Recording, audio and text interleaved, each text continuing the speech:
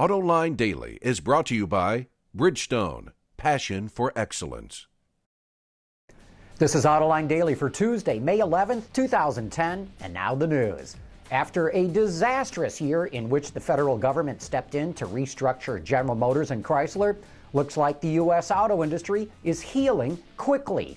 Steve Ratner, the former auto czar, was in Detroit yesterday for an industry conference and praised the progress at both companies. Bloomberg reports that Ratner predicted GM will post a profit for the first quarter, its first profit in 3 years. GM officially reports next week.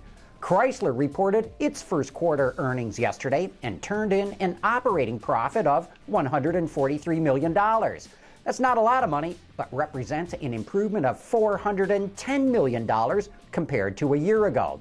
On a net basis, the company lost $197 million, but even so, that represents another significant improvement, and it is expected to get better. Sergio Marchionne, the CEO of Chrysler, says the company will turn a profit or break even for the full year. And it is not just the American car companies reporting good news. Toyota announced a big turnaround in its financial earnings, too. A year ago, Toyota reported a net loss of over $4 billion. This year, it hit a profit of $2 billion. And it expects to boost that by another $1 billion by the end of this fiscal year. Even though sales and revenue dropped at Toyota, it was able to cut costs even more, and that's how it managed to get back in the black. Even though car sales in China remain strong, there are signs that things are starting to slow down.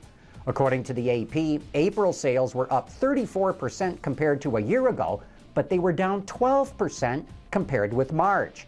And China's domestic automakers were the hardest hit. According to Gasgoo, market share for the domestic Chinese automakers fell 3% in April due to the government pulling back on incentives for cars with engines of 1.6 liters or less. And it looks like it could be even more difficult for China's domestic automakers to regain market share. Foreign automakers have traditionally sold to the more affluent buyers in the country, but according to the Wall Street Journal, that is beginning to change.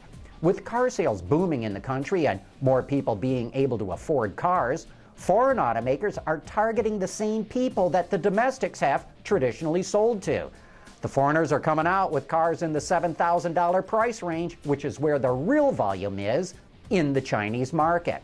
Hey, let's go back a moment to how the Detroit automakers are turning themselves around. Another interesting tidbit. The big three are now paying their workers about the same amount as the foreign transplants. According to the AP, in 2007, GM was paying $1,400 more per car than Toyota due to labor costs. But after the UAW agreed to wage cuts and other concessions, salaries are about the same.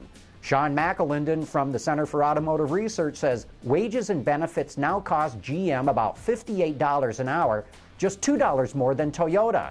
He also predicts Toyota's labor costs will be higher than GM's in the next few years unless the Japanese automaker is able to get concessions of its own. Hey, am I the only one in the world who actually likes minivans? You think I'm crazy? Coming up next, I'll explain why minivans are actually better than most luxury cars. Introducing Bridgestone's third generation of run-flat tires with groundbreaking new Bridgestone technologies. Bridgestone run-flat tires offer improved ride comfort, lower rolling resistance, and improved wear while giving you the peace of mind and comfort you need. For most people, minivans carry a big stigma with them. They shout out that you're married with kids, or worse yet, that you're old with grandkids. But recently, I got to test drive the new Toyota Sienna minivan, and it reminded me why I like these things so much. People tell me all the time they hate minivans. Oh, it casts such a stigma on my life. I might look like a soccer mom or a soccer dad, they tell me. They're just big, ugly boxes that don't handle very well. Why would anybody want to buy one? Well, let me tell you why people want to buy them. I happen to like these things. And one of the reasons is, and we're looking at the Toyota Sienna, is it has a 119-inch wheelbase. That'll smooth out just about any bump in the road. The other thing is, being a big box, this thing is cavernous inside. 164 plus cubic feet. You can get to anything in here. Even better still, when I sit in the middle row, It's like being in the lap of luxury. Where else are you going to get this kind of room in a car? I can recline the seat. In fact, I can even pull up this very nice footrest. I'm in the lap of luxury. Look how much room there is here. What kind of passenger car is going to give you this kind of room? I can do everything here. I can set the climate control exactly the way I want it. I can pick up the remote and watch the biggest video screen that I've ever seen in any kind of a car. And this thing is loaded. It's got a backup camera. It's got power sunroof. It's got AM, FM, satellite, audio, auxiliary, you name it. It's got everything on it. It's like sitting in a luxury car. So if you think that minivans are going to cast some sort of stigma on your lifestyle, don't buy one. But if you want one of the most practical, one of the most convenient, one of the most versatile vehicles that you can buy, don't count out a minivan. And as for me, I'm just going to sit here in the lap of luxury.